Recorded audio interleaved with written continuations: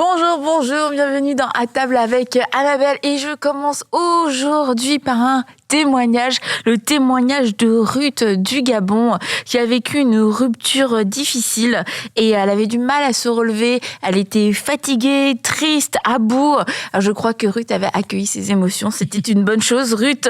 Et en septembre, le mois de son anniversaire, comme moi Ruth, eh bien elle s'est dit j'ai besoin d'un cadeau venant de Dieu et Ruth a suivi l'émission de Bonjour chez vous et c'était le titre, c'est le jour de ton miracle. T'étais dans l'émission, Aurélie ? Je pense que oui. Et est-ce que vous avez prié pour le baptême du Saint-Esprit ? C'est possible. Et parce que Ruth, ce jour-là, après avoir dit « j'ai besoin d'un cadeau », a été baptisée du Saint-Esprit à son travail en suivant « Bonjour chez vous ». Et elle dit « je rends toute la gloire au Seigneur » et c'était le beau cadeau qu'elle a pu recevoir ce jour-là. Alors merci Ruth d'avoir partagé ton témoignage et merci aussi d'être partenaire avec EMCI TV. Et si vous aussi, vous voulez être partenaire comme Ruth, eh bien vous pouvez aller sur emcitv.com/don et vous aurez toutes les informations. Si vous avez besoin aussi, si vous êtes déjà partenaire, de mettre peut-être vos coordonnées, vos informations à jour, n'hésitez pas à aller sur votre espace partenaire. À quelle fois, il suffit juste de faire une petite manœuvre administrative. Et moi, je vous comprends, c'est tellement... je procrastine pour faire ça. Mais voilà, quelquefois, on a changé de carte et il suffit juste de prendre 2 minutes pour aller sur son espace pour pouvoir faire ce petit changement. Je suis avec vous. Je vous comprends. Vous pouvez le faire. Alors, aujourd'hui, on est avec Daniel Descaries, pasteur, j'allais dire pédopsychiatre, excusez-moi. Tu viens de graduer. Formateur en relations d'aide aussi, avec tout un tas d'expériences notamment dans l'église et aussi avec les gens du séculier, ouais. Oui. Oui, ça, c'était toujours un privilège d'avoir des clients qui n'étaient pas croyants, qui savaient très bien qui j'étais. Mais qui faisaient le choix quand même de venir. Ils faisaient le choix de venir me voir. Et j'ai eu le plaisir d'accompagner des gens dans des conversions à travers la relation d'aide. Excellent, wow. Et ami de Stéphanie aussi. Oui, rien de c'est la plus haute distinction. Voilà, qui clôture son parcours incroyable. Mais d'ailleurs, je ne sais pas, c'est pas écrit sur son site. Donc peut-être à revoir. T'apparais dans les gens qui me soutiennent. Oui, ça doit. Mais c'est pas écrit ami de longue date avec Stéphanie. Non. Mais voilà. Une vraie amitié. Son épouse Cynthia et lui, c'est des vrais amis. Sois pas toxique. Non, je suis pas toxique, mais appréciatif et plein d'actions de grâce pour l'amitié, leurs amitiés précieuses, lui et Cynthia. Ouais. Alors, on a parlé de relations toxiques, que tu n'es pas, Stéphanie. Non, pas du tout. Comme mercredi, lundi, on a parlé de la relation d'aide et on termine cette semaine en parlant des mécanismes de défense. Alors ça, c'est un sujet qui est très intéressant et on a hâte... On n'en parle pas souvent de ça, hein? Non, mais c'est peut-être mieux qu'on n'en parle pas trop souvent parce que pour mieux en parler, c'est mieux de laisser quelqu'un qui sait bien en parler, qui sait bien ce que c'est. C'est quoi les mécanismes de défense? À quoi ça sert? Quand est-ce que ça devient problématique? C'est un peu pathologique. Voilà, pathologique. Allez, sortez tous vos mots, les filles. Accueillir, pathologique, sortez un autre qu'on a oublié déjà. On s'est un peu retenu dans Daniel, donc là, le vendredi, on a... On se lâche l'eau.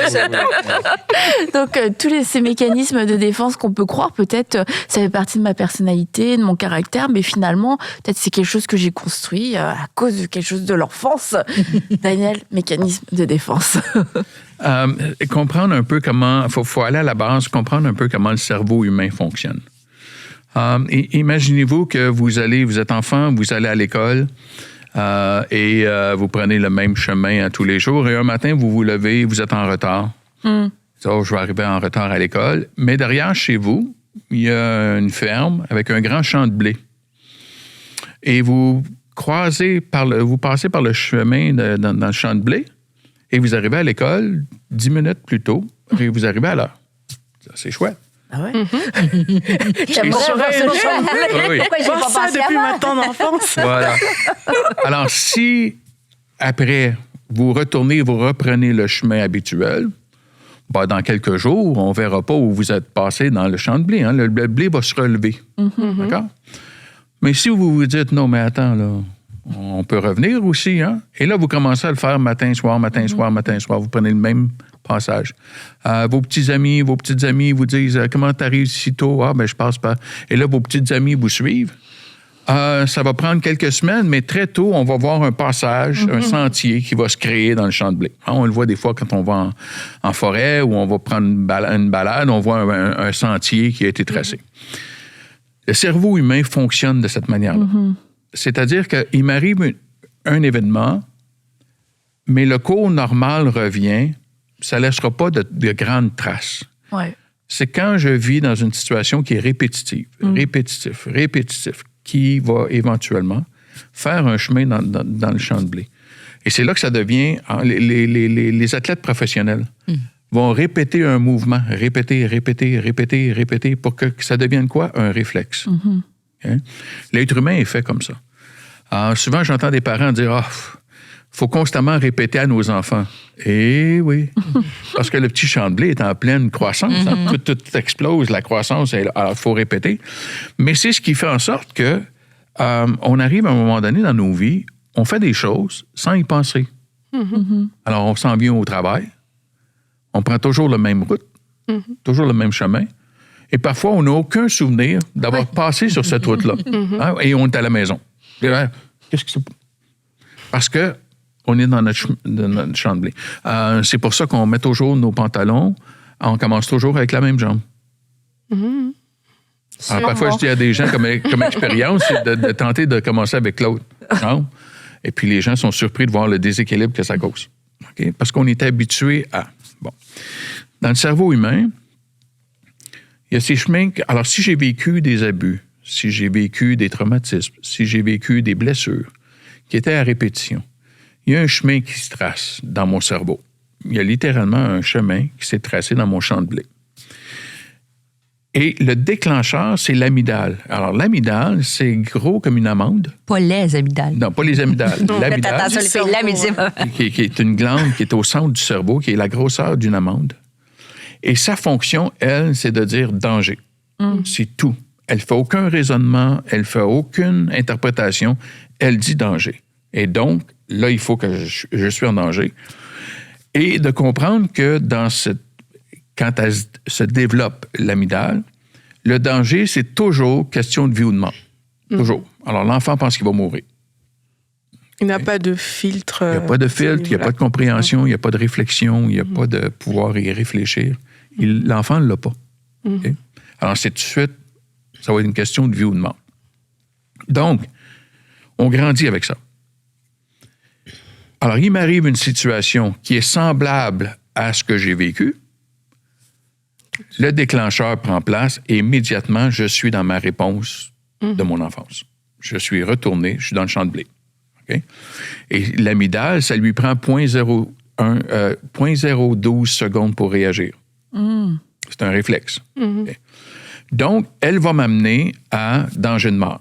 Il y a un danger ici, tu es dans le sentier. Bon, on va y travailler, éventuellement, on va exposer justement l'amygdale à dire non, il n'y a pas un danger de vie ou de mort. Et on va commencer à refaire, parce que la beauté du cerveau humain, c'est s'il y a un chemin qui a été créé, on peut en créer un autre. Alors, il y a beaucoup de neurologues présentement dans le domaine de la neurologie, des développements de psychoneurologiques, avec tous les instruments qu'on a maintenant. On est capable d'identifier comment le cerveau fonctionne de plus en plus. Et il y a bon nombre de chrétiens qui disent, quand Paul nous dit le renouvellement de notre intelligence, eux ont commencé à dire, ce n'est pas un concept, c'est une réalité physique. C'est-à-dire que par l'Esprit Saint, par ma conversion, par la présence de Dieu, il y a de nouveaux chemins qui se font dans mon cerveau. Alors, si je fais une erreur et je me suis dit, je suis bon à rien, parce que c'est ce qu'on me dit, hein, je fais une erreur, je suis bon à rien, je ne mérite pas de vivre. Bon, avec Jésus, je peux commencer à tracer un nouveau chemin de qu'est-ce que Jésus dit de moi. Alors, moi, c'était, de mon expérience à moi, c'était, je ne suis pas quelqu'un qui est manuel. Hein? Des mains, c'est fait pour tenir un livre. C'est tout. Une tasse de café. Et je ne suis pas quelqu'un de manuel, et je me débrouille. Et mon épouse me dit, mais tu devrais l'apprécier. Non, je ne l'apprécie pas. Je ne prends pas de plaisir à ça. Mais dans mon enfant... Manuel. À être manuel. Ouais, je c'est ne prends ça. pas de plaisir à être manuel. Parce que tenir un livre, je sais que tu prends plaisir à ça. Oh oui, ça c'est certain. Mais tu vois, l'idée était que mon père me traitait d'imbécile parce que j'étais pas manuel. Alors, quand je commence à faire quelque chose de manuel et que ça fonctionne pas, ce qui est pas mal toujours la norme. Oh non, le patient, non. Oui, oui. Et ben, mon petit champ de blé, moi, je suis un imbécile. Mais aujourd'hui, je suis capable de dire non, je ne suis pas manuel. Je suis très intelligent, mais je suis intello. Je ne suis pas quelqu'un qui est manuel. OK? Là, on recommence à tracer un nouveau chemin. Mais pour cela, il faut le voir. Il faut comprendre mon chemin dans le champ de blé. Il faut que j'aille développer, et c'est là que la psychothérapie va nous aider à aller identifier, de dire comment j'ai mes réactions, mes mécanismes de défense. Qu'est-ce que je perçois de si dangereux? Okay? Et c'est la perception de l'enfant. Je suis désolé, on porte tous un enfant intérieur qui est très vivant et qui est là. Et parce que dans le développement, dans la croissance, dans le développement émotionnel, psychologique, quand il y a des traumas, c'est là que la croissance cesse. Les enfants vont... La croissance va cesser. La grandeur? Non. la capacité intellectuelle. C'est pour ça que des fois, on a des adultes qui ont des réactions d'enfants. Ils sont pris dans leur blessure. Ouais. Il y a une blessure qui est là. Okay? Bon. Alors, tu sais, d'aller le comprendre, d'aller le voir, puis de dire, qu'est-ce qui est si menaçant? Parce que là, j'apprends à découvrir, je suis dans mes défenses. Là. Je suis dans mes mécanismes de défense, parce que tout peut être mon mécanisme de défense. Dépendamment, pour des gens, ça peut être ça peut être très, très, très... Donne-nous des okay. exemples. Je vais vous donner un exemple. OK? C'est la mienne. La première fois que je vais en France, première fois que je vais à l'aéroport Charles de Gaulle. Ma première fois. Belle expérience. Et ça régule peut-être une menace. Parce que et là, moi, je m'en rends pas compte, mais je passe des heures à explorer l'aéroport Les terminaux? Charles de Gaulle. Ouais. Oui? Tous les terminaux sont... T'as pris sur une carte. J'ai imprimé les cartes qu'on peut trouver sur le site. Moi, je les avais imprimées, je les lisais, je les regardais. J'essayais de trouver des caméras pour être live, voir live. Parce que j'avais jamais été. Et j'ai mis des heures, j'ai mis des semaines à faire ça. Et là j'ai fait le pas de recul, je me suis assis, puis je me suis posé, puis je me suis dit, OK, là, c'est pas normal. Là, c'est pas normal ce que tu fais. Tu as tout imprimé, là, c'était bon. Okay. J'ai jamais su ça. Et je me suis assis, puis je me suis dit, qu'est-ce qui se passe? C'est de l'inconnu.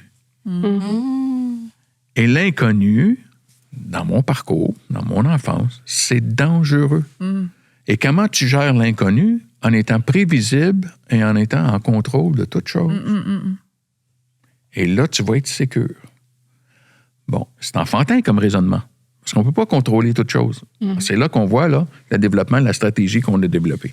Les mécanismes de défense, c'est des stratégies qu'on développe en enfance pour survivre, mais qui ne fonctionnent pas. Ils ne tiennent pas la route. Alors, je me suis posé et je me suis dit, bon, jusqu'à maintenant, j'ai pas eu écho de quelqu'un qu'on a retrouvé mort à l'aéroport Charles de Gaulle parce qu'il était perdu. C'est pas encore arrivé. Je sais qu'il y a quelqu'un qui est décédé à Charles de Gaulle, il y a un film qui a été fait, mais c'est parce qu'il y avait un problème d'immigration. Il était pas perdu, là. Bon. On n'a pas trouvé de mort. Bon. Deuxièmement, je ne dois pas être le premier touriste ou le premier étranger qui débarque à Charles de Gaulle. Bon. J'imagine qu'ils sont quand même assez gentils, les Français, pour avoir pensé qu'il y a des gens qui arriveraient et donc de nous mettre des petites bannières avec des flèches. Bon, j'imagine qu'il doit y avoir. Bon, c'est un aéroport. Il doit y avoir un comptoir d'information. Bon, je trouvais. Bon, s'il n'y a pas de comptoir d'information, il y a toujours des comptoirs de chaque compagnie aérienne. J'irai un comptoir. Et à la limite, je sais qu'il va y avoir des gendarmes. J'en prends un par le bras, puis là, tu vas me montrer où est-ce que je dois me rendre pour aller prendre mon train. J'allais prendre le train à l'aéroport. Mais j'ai compris, j'étais dans mon mécanisme de défense, de protection. Il y avait un danger. C'est dans l'enfance. Tu n'es pas en contrôle. c'est l'inconnu, c'est dangereux. C'est dangereux. Tu pourrais mourir. Alors que, non. Et là, on développe quoi? La confiance en Dieu, parce qu'ultimement, ce qu'on a besoin, c'est de sécurité et de paix. On la trouve en Dieu. Mais aussi en la trouvant en soi-même.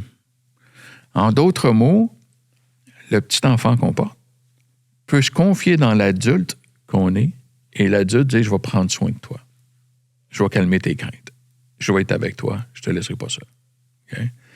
Alors, quand je tombe dans mes mécanismes de défense, c'est là d'apprendre à me connaître. C'est-à-dire, là, je suis dans un mécanisme de défense. Je le sens parce que je mets un mur. Et là, d'aller comprendre le pourquoi je le mets. Mais si là, pendant que vous étiez en train de tout imprimer, tout Charles de Gaulle, suivre les caméras, je sais pas, votre femme a dit « Ah, mais t'exagères, là, t'es too much, tu vas trop loin. » Avant de se dire « Je suis dans un mécanisme de défense », c'était quoi la réaction? C'était je l'ai pas fait juste une fois. Hein. C'est ça qui est gênant un peu. Là. Dis-nous tout. Je vais en République dominicaine. Et là, j'avais trouvé les caméras pour être en direct sur l'hôtel, le resort où on allait. Là. Ah oui. J'avais trouvé, je savais où étaient les plages, les restos, j'avais la carte, j'avais imprimé. Parce qu'on peut se dire, c'est bien, il est prêt. Il est prêt. Il est organisé. C'est ce que je lui ai dit avant de partir dans un projet, de bien calculer nos choses. Et puis de dire à sa femme ou à quelqu'un, ah non, mais écoute, toi aussi, toi, tu prévois jamais rien. Voilà. Et j'ai pris conscience de ce que je faisais.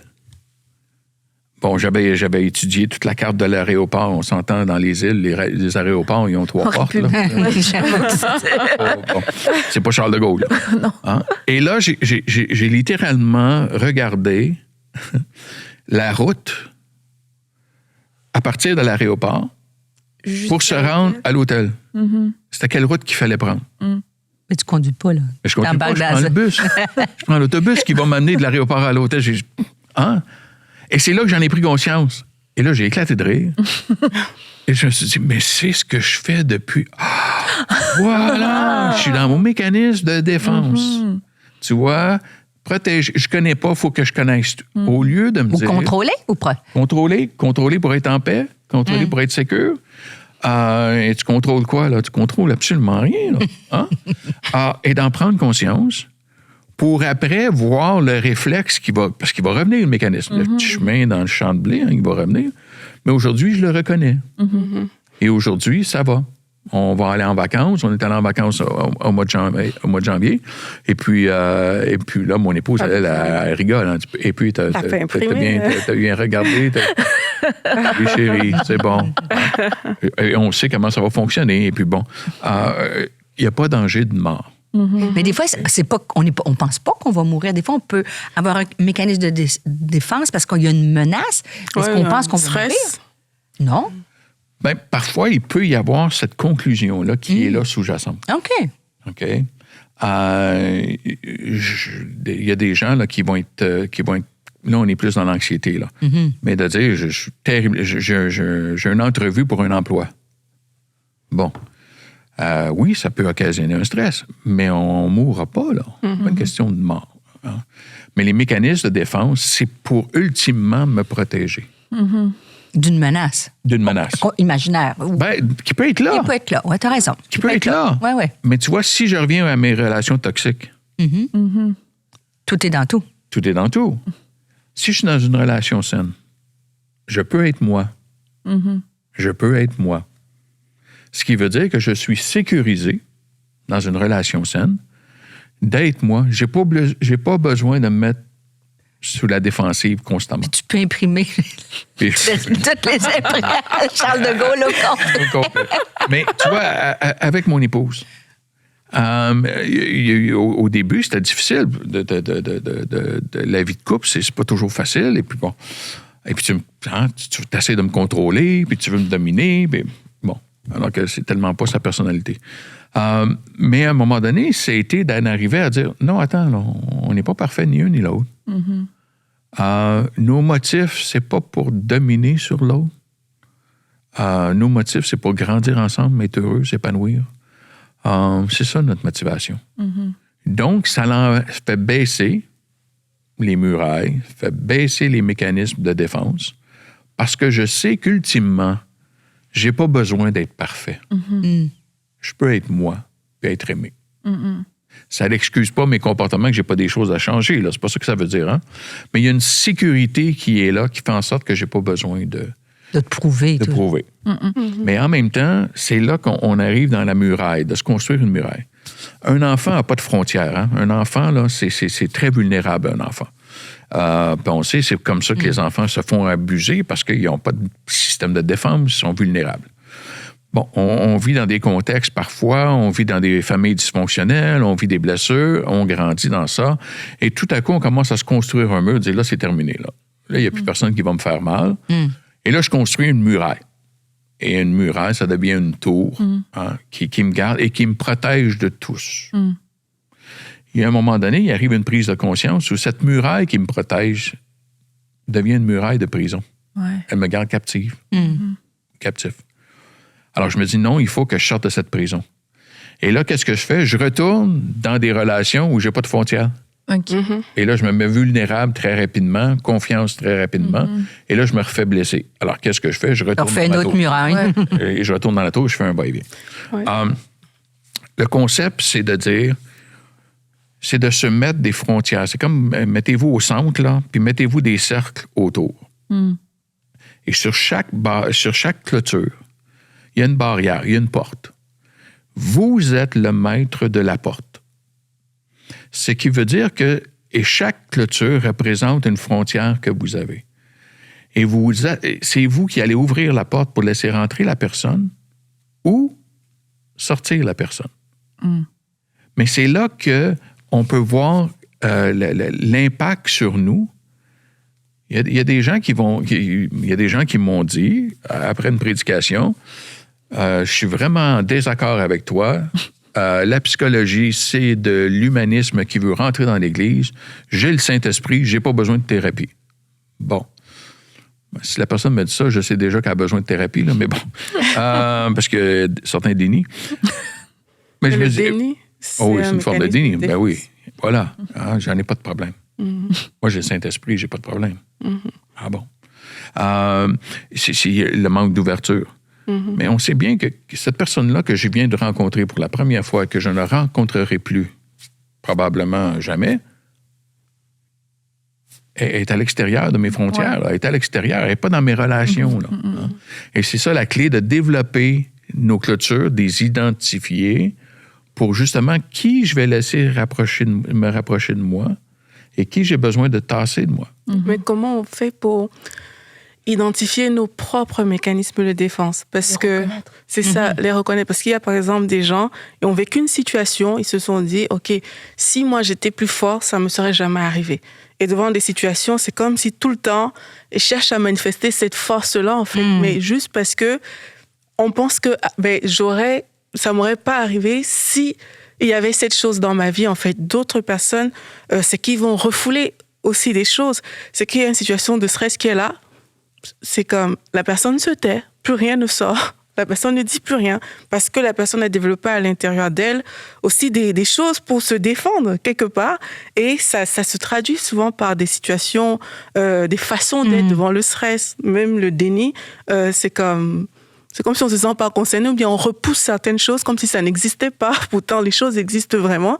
Mais comment je fais pour savoir que là, Aurélie, c'est un mécanisme de défense que tu es en train de mettre en place. Et comment je sais que c'est bien? Parce que, comme on a dit, on a besoin des mécanismes de défense. Comment je sais que là, c'est bon de... Ça me protège. Avec un cadenas ou si j'ai une porte blanche. Voilà, c'est ça. Voilà. C'est l'introspection. De regarder à l'intérieur de soi, qu'est-ce qui se passe en moi? Et d'avoir cette ouverture de s'accueillir soi-même. De dire, quand ma réaction, c'est cocasse, là, imprimer toutes les cartes de l'aéroport, c'est drôle. Mais j'ai compris d'où ça venait, par contre. Et ça, je l'ai accueilli. Oui, il y a eu une époque, il y a eu un temps où il y avait des dangers autour de moi. Et je n'étais qu'un enfant. je n'étais qu'un enfant. J'étais démuni. Donc, être vulnérable, ben, c'est difficile, c'est risqué, c'est dangereux. Des gens qui ont vécu des abus vont, la majorité de ceux que j'ai aidés, vont trouver quelque chose pour lequel ils y étaient. Mm-hmm. J'ai une part de responsabilité. J'ai été abusé. Parce que c'est plus facile, je vais faire attention à comment je vais le dire, là. C'est plus facile de vivre avec la culpabilité de ne pas avoir fait quelque chose ou d'avoir fait quelque chose et d'avoir été abusé que d'accueillir, j'étais complètement vulnérable. J'étais complètement... Sans défense. Sans défense. Mm-hmm. Parce que si je suis coupable, j'ai du pouvoir. Mm-hmm. C'est une façon très cachée, très sournoise, de me dire, j'ai du pouvoir.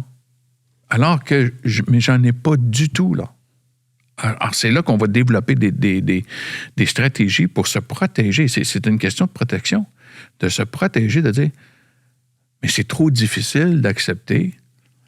J'ai 6 ans. Je sais que j'ai 6 ans parce que je sais à quelle école je m'en vais, à pied. Et quelqu'un dit dans la cour d'école, entre les enfants là, de 6-7 ans, quelqu'un dit, il ne faut pas mettre le pied sur une fissure sur le trottoir. Si on met le pied sur une fissure sur le trottoir, ça amène la malchance. Bon. Moi, j'ai 6 ans. Avec mon petit raisonnement de 6 ans, moi, j'ai fait le lien. Alors, si j'évite toutes les fissures sur le trottoir quand je reviens de l'école, ça va bien aller avec papa ce soir. Mais vous pouvez imaginer, j'essayais de m'imaginer le petit gamin de 6 ans qui marche sur le trottoir, fait un grand pas pour sauter par-dessus une fissure, fait 2 petits pas pour éviter... Son cheminement, il est complètement...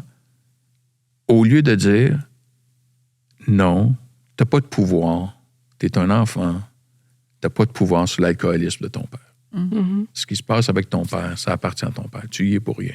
Mm-hmm. Mais ça veut dire que je suis complètement vulnérable. Mm-hmm. Ouais. Alors, c'est là que des victimes d'abus, il y a souvent une honte qui est rattachée à eux. Et ce que j'aurais dû faire, et c'est toute une tentative de prendre le contrôle. Parce que la réalité dans l'abus, la victime n'a pas le contrôle. Mm-hmm. Elle n'y est pour rien. Elle n'y est pour rien. Et parfois, ça veut dire que c'est si difficile à accepter parce que là, je tombe dans la vulnérabilité totale. Totale, ouais. J'étais pas protégé. Mm-hmm. J'étais seul. Mm-hmm. J'étais oublié. J'étais pas vu. Et là, on m'a laissé. Et qu'est-ce qui aurait pu en arriver? Mm. Tu vois? Et l'enfant dit, j'aurais pas à mourir. Mm. Et c'est là que ça va déclencher, les moindres situations vont déclencher des fois des réactions chez nous, puis des mécanismes de défense que, pour d'autres, c'est bien souvent, c'est tous les enjeux. Tu vois? Et on a parlé du déni, mais ça peut se manifester comment? Il y en a plein, j'imagine, mais peut-être les plus fréquents. Le déni en est une. Mm-hmm.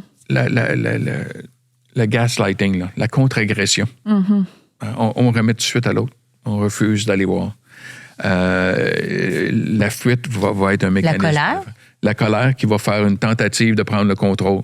Est-ce que changer de personnalité, ça peut être aussi un mécanisme de défense? Je suis dans un environnement pour me protéger, je montre une certaine Aurélie, mais qui n'est pas moi. Oui, on peut développer des sous-personnalités. On les a tous, hein? On a tous des sous-personnalités. Alors, moi, c'est Daniel, je suis le frère de, je suis le fils de, je suis le papa de, le grand-papa de, mais je suis le pasteur, je suis le psychothérapeute. Mm-hmm. On a tous ces personnalités-là avec le chapeau qu'on porte. Mm-hmm. Bon. Et oui, il peut y avoir, dans les mécanismes de défense, il peut y avoir le concept de dissociation, où la personnalité se dissocie. Là. C'est trop douloureux. Là, je tombe dans un déni, mais je dissocie complètement et je deviens quelqu'un d'autre pour fuir la victime que j'ai été. Alors oui, on peut développer ce genre de personnalité-là. On peut développer des rôles. On va se cacher derrière un visage. C'est pour ça que quand on disait au début de la semaine, est-ce que tout le monde devrait aller en thérapie? La réponse était oui, mais surtout si on est Après cette semaine encore plus. Après cette semaine encore plus. Mais surtout si on est leader dans l'Église. Mm-hmm. Si on est leader dans l'Église, moi, c'est ce que je crois sincèrement, c'est que tout leader ou futur leader devrait aller en thérapie pour que, justement, puisse faire le ministère d'une façon qui ne soit pas en résultat d'une blessure que je tente de... Voilà. Si je vous partage comment je veux contrôler pour l'aéroport Charles de Gaulle, vous pouvez imaginer à quoi je ressemblais quand j'étais nouveau pasteur. Hein? Vous mettiez des caméras chez les gens. Alors là, ça contrôlait. Alors tout faisait et tout fallait que ça soit bien fait. Et là, il fallait que ce soit... Hein, pour justement, à un moment donné, de dire, attends, là, non, il y a quelque chose qui est malsain. Et là, ça n'a pas rapport avec les gens. Tu as besoin de faire le ministère pour relâcher les gens, les aider à grandir en Jésus. C'est pour ça le ministère. Et l'humour aussi, ça peut être un mécanisme de défense. Oui. Parce qu'il y a des choses comme ça peut sembler être même quelque chose de sympa chez quelqu'un. Puis en fait, tu te rends compte que c'est un vrai mécanisme. Parce qu'il n'y a pas de discussion profonde, parce qu'il n'y a pas de remise en question, parce que finalement, on n'a jamais vraiment la réponse. On a bien rigolé. C'est ça, et puis on peut se dire, je suis la personne drôle, sans se dire, je suis en train de me protéger, en fait. Ça fait partie de tous les mécanismes qu'on a pour trouver l'approbation des autres. Alors, on va toujours rendre service. Il y a des gens, là, si vous faites une demande de bénévoles, ils sont les premiers. Pourquoi sont toujours les premiers? Comment se fait-il qu'ils sont toujours à vouloir servir? Est-ce qu'il y a quelque chose de malsain qui se cache? Est-ce qu'il y a quelque chose de malsain, d'un mécanisme de défense, c'est que je vais montrer une image à l'Église, ça va me cacher de mes blessures, de ce que j'ai vécu, bon, peu importe. La clé, comme tu as mentionné, c'est la réaction n'est pas appropriée avec la conversation. Tu vois? On tente d'avoir une conversation. Il n'y a rien de mal à l'humour. Moi, je suis reconnu pour... Il y a des gens qui me disent « j'aime ça quand c'est toi qui prêches parce que tu vas nous faire rire. » Et c'est vrai. C'est vrai que je vais faire rire les gens. Je trouve que la vie est déjà assez difficile. Un peu d'humour, ça fait du bien. Là. Hein? Mais ma mère, elle a 91 ans, ma mère qui m'écoute en ligne, qui me suit partout, et elle le dit, elle a dit, j'ai compris ta stratégie. Hein? Parce qu'elle dit, quand tu fais rire les gens, habituellement, il y a quelque chose qui s'en vient après, il y a une vérité qui s'en vient après. Tu vois? Tu prépares le terrain. Puis bon. L'humour aide à passer la vérité. Bravo, maman. C'est que la clé, c'est on est en train d'avoir une conversation sérieuse et on est constamment dans l'humour. Là, il y a une fuite. Il y a un mécanisme de défense. Il n'y a rien de mal à rire, mais si c'est une fuite... Alors, c'est là que toutes mes réactions, est-ce qu'elles sont appropriées avec qu'est-ce qui se passe présentement? Ouais. Et c'est là de dire... et le pourquoi je le fais, c'est là que c'est l'introspection. Et c'est souvent ce qu'on va faire plonger la personne en thérapie, c'est d'amener la personne de dire, qu'est-ce qui se passe en toi quand tu réagis de cette façon-là? Tu vois? Et il y a des... Moi, j'ai déjà vu ça, des gens qui pleurent ou qui se mettent en colère, des émotions très fortes.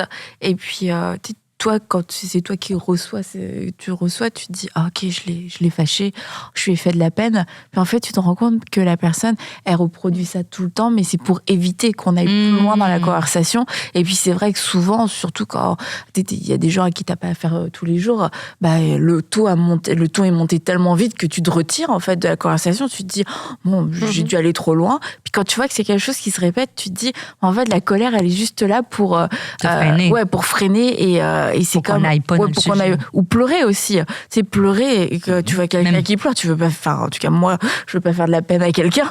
Maman, je t'ai fait de la peine. T'as tendance à faire 3 pas de recul. Bon, qu'est-ce qu'on fait? Et en fait, quand on réalise que tout ça, ça fait aussi partie des mécanismes de défense, ça redéfinit un peu toute la communication dans et notre même couple aussi, les relations, et que même quelquefois, soit de reconnaître, tiens, j'ai utilisé ça en fait parce que je sais que quand je fais ça inconsciemment, c'est ça que ça produit. On va me laisser tranquille, la discussion s'arrête, on va même s'excuser et du coup, c'est bon, j'ai pu échapper à une situation qui me semblait être dangereuse, où j'allais être mis en danger. Et comme vous le disiez, c'est un peu cette introspection, mais quelquefois on n'est pas bon pour faire de l'introspection. On évite parfois des choses, tu vois. On connaît là où on évite, on prend des petites fuites, des choses qu'on ne veut pas forcément aborder. Je pense que ça peut nous aider à peut-être déceler aussi que peut-être qu'il y a quelque chose qui cloche, même quand il y a une situation de stress comment je réagis de prime abord. Je pense, si je ne me trompe pas, que ça peut nous aider peut-être à voir quels sont les mécanismes qu'on a. Voilà. Et l'autre élément, pour ce que tu viens de mentionner, Annabelle, il va arriver que les gens vont pleurer. Mais ta position de dire, mais qu'est-ce que j'ai dit, qu'est-ce que j'ai fait, j'ai attristé la personne. Là, tu es dans la position, le monde des adultes, le monde des dieux. C'est de ma faute. Le monde des adultes, c'est chacun responsable. Ouais. Ah, bon, j'ai dit quelque chose. La personne se met à pleurer. Ah bon? Je vois tes larmes. Ah, et souvent, c'était, quel est le message de tes larmes? Je vais dire ça la prochaine fois. Quel est le message de tes larmes? Oui. mais là, c'est là, mais c'est là que tu vas voir, c'est que tu remets à la personne sa responsabilité. Elle a le droit, c'est légitime, elle a le droit à ses émotions. Mais en même temps, parfois, on appelle ça des larmes de crocodile. Hein? C'est des larmes de manipulation. Mais c'est ça, quand tu vois que ça se répète plusieurs fois. Et c'est là, c'est là que je remets aux gens de dire, ah, tiens, qu'est-ce que tes larmes expriment présentement? Et là, la personne ne le saura pas. Si c'est des larmes de crocodile, on vient de la mettre devant sa manipulation, sa stratégie de manipulation, son mécanisme de défense. Il n'y a pas quelque chose d'un peu masculin-féminin? C'est-à-dire que je pense que le premier réflexe des femmes, tu sais, quand tu arrives dans le monde des adultes, de dire, ben c'est ta responsabilité. Nous, je pense qu'on va toujours se questionner, qu'est-ce que j'ai fait? Tandis que quand on est bien puis qu'on a tout accueilli nos émotions, on peut se dire en adulte, je pose la question. Tu comprends ce que je veux dire? Oui, des fois que c'est comme nous, on sort... Je dis pas les filles. Trouvez-vous que les femmes, nous, avant de dire assumer sa responsabilité, moi, je vais prendre une part de blâme tout le temps. Je vais toujours m'analyser. Ça dit quoi, ça? Ça dit oui. Ça dit oui, mais ça dit non. C'est qu'on est tous aux prises avec le monde des adultes, le monde des dieux. Okay? Ça vient de notre enfance. Alors, c'est de ma faute. Moi, j'ai pensé longtemps que j'étais la cause de l'alcoolisme de mon père. Et si je n'étais pas la cause, j'étais la source de guérison.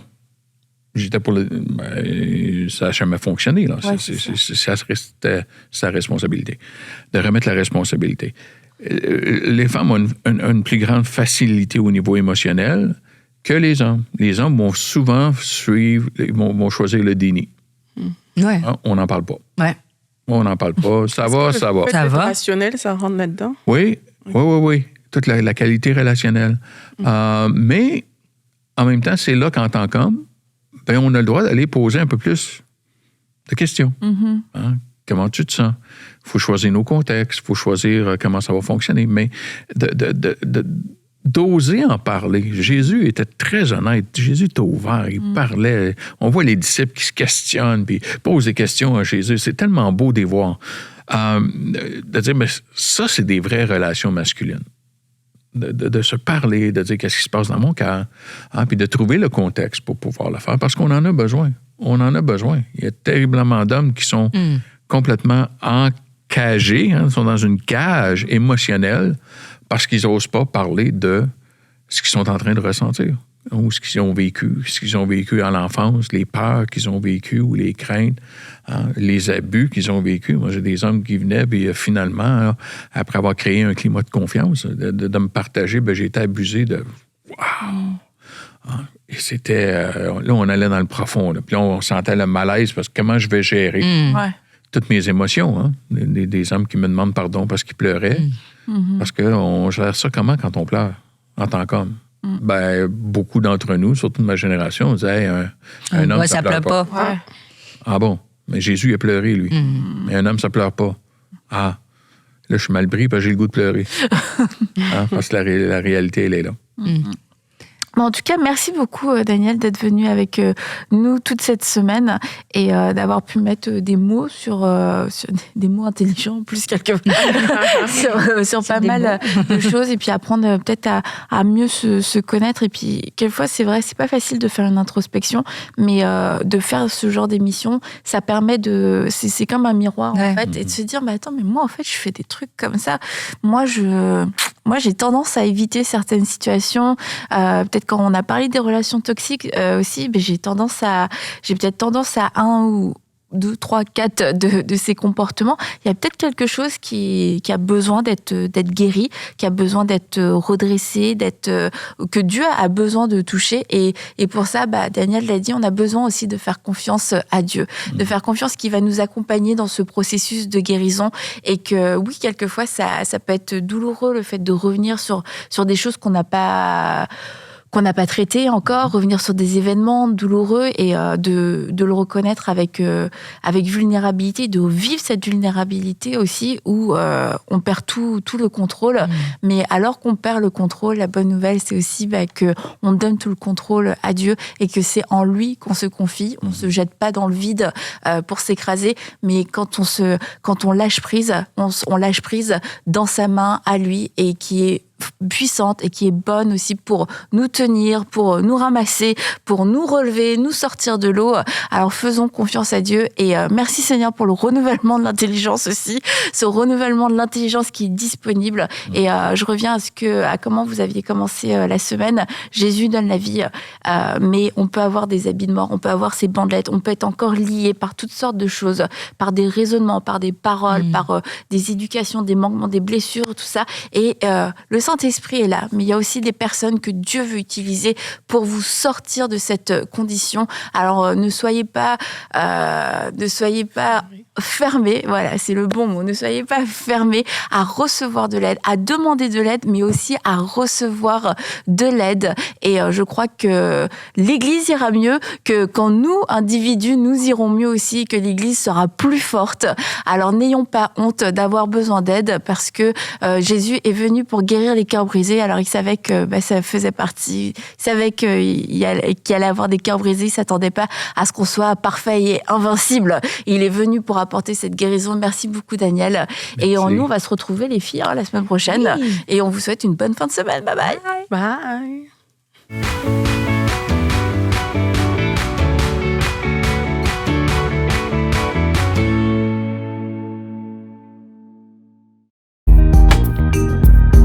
Merci à tous nos précieux partenaires, grâce auxquels cette émission a pu être réalisée. Vous aussi, rejoignez la grande famille des partenaires d'EMCI TV en faisant un don sur emcitv.com/don.